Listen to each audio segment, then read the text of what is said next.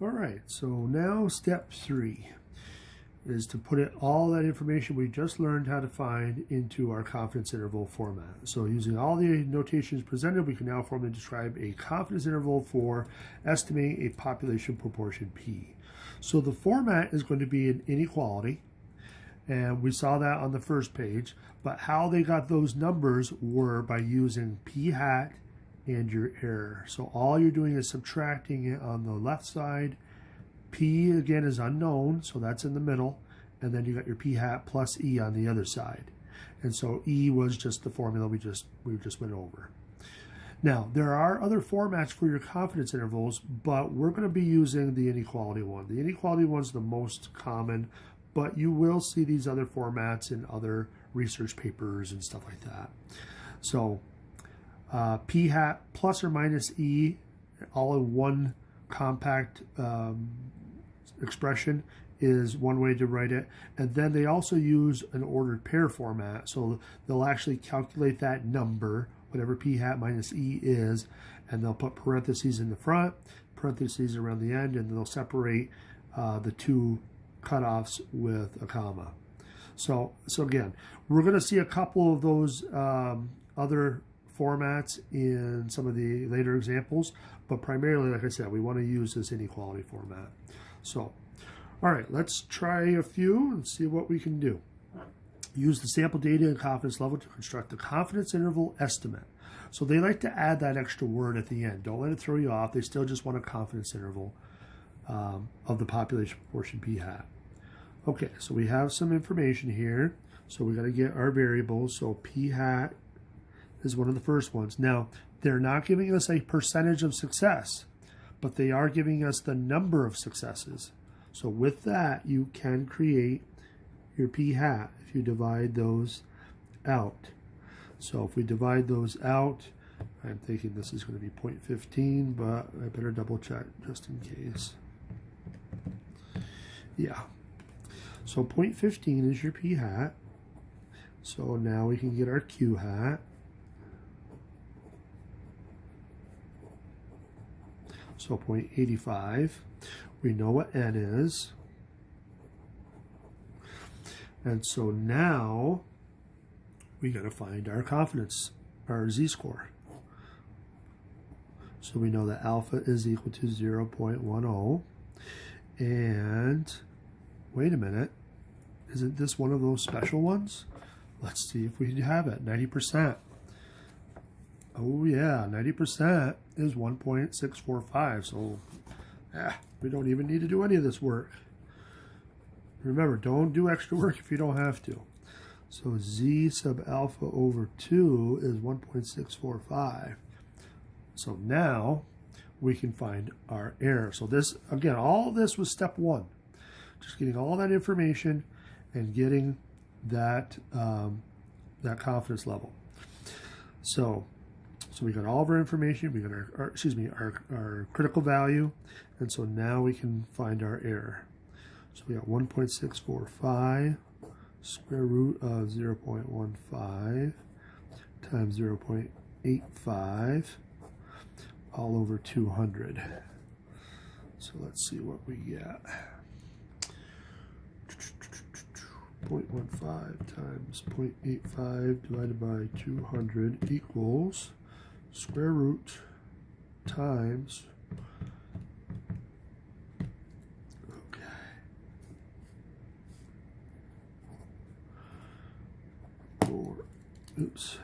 four, I guess we'll go 4.2 just to make it easier.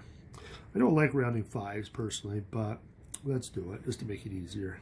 All right, so there's the error. Now the last step is just to put it into this format. So our actual confidence interval is going to be P hat, which was 0.15, minus our error.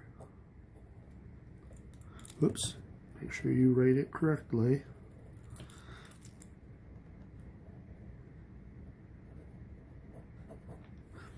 And now I didn't give myself enough room, but is less than P is less than 0.15 plus 0.042.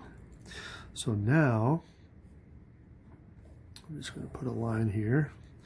So we're going to get what? If we subtract those, we're going to get 0.108 is less than P is less than 0.192. So there's our confidence interval. So we have 90% confidence that the true population proportion is between these two cutoffs. We're 90% confident. Not 100%, but we're 90% confident. So now let's try another one. So again, first thing, if they're giving you both x and n, you've got to find p hat first by dividing it. Now you don't always get nice numbers. Case in point, divided by 1, 2, 3, 6. Okay, so again, I wouldn't get too crazy with number of decimal points. So if you want to round this to 3, I would say 3 would be a good number. So 0.088. So now Q should be the leftovers, so 0.912. So again, they have to add up to 1. We know what n is. I won't write that down. Our confidence. Okay, so we got alpha. Oops. 97 is not special, so we got to do it the long way. So alpha is equal to 0.03. So now we got to divide that by 2. So 0.15. Then remember we had to subtract that from 1 and make it with 4 decimal places. So 9850. And then we can look it up in our table. So 9850. 9850, where is it? Oh, there it is, 9850 exactly. So 2.17. 2.17. Okay, so there's that. And so now we can find our E. So 2.17 square root of 0.088 times 0.912 all over n, which was 1236. So 0.088 times 0.912 divided by 1236. Okay, square root, and then times by 2.17. Okay, so we got 0.017 if we round it. Now remember, your error and your p hat, you kind of usually like they'll have those have the same number of decimal points. If you have one extra in your error, that would be okay. But you want to minimally have the same number of decimal points as your p hat has. So, and now we can find our confidence interval. So we got 0.088 minus 0.017 is less than P is less than 0.088 plus 0.017. So let's do a little subtracting there. We can do that without a calculator, right? 7.1. If we add those, it looks like 105. So there is your confidence interval. Now, I have another problem here in case. So if you want to stop here, that's fine, and jump into the next video. But I'm going to do it real quick just for those that want to see it one more time. So again, they're not giving you a percentage of success, so you got to find p hat first. So if we divide that and get our decimal, 267 divided by 1068 equals, well, look at that, 0.25. Nice. So Q hat better be 0.75. So then we got to find our z-score. So again, they have to add up to 100%. Then we got to divide it. And then we got to subtract it from 1. And then we got to look it up in our table. We're still bound to these tables, so 9600, 95, 99. That's probably as close as we're going to get. So 1.75. 1.75.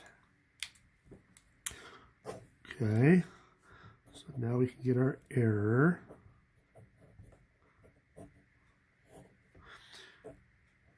So 0.25 times 0.75 all over 1068. All right, let's see what we get.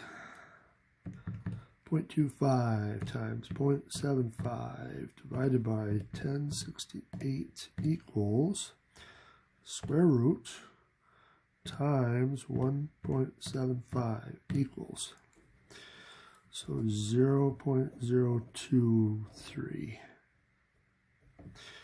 All right, and so our last step is our confidence interval. So 0.25 minus 0.023 is less than p is less than 0.25 plus 0.023. So if we subtract that, it looks like 0.227. And on the other side, it looks like 0.273. All right, so that wraps up finding confidence intervals.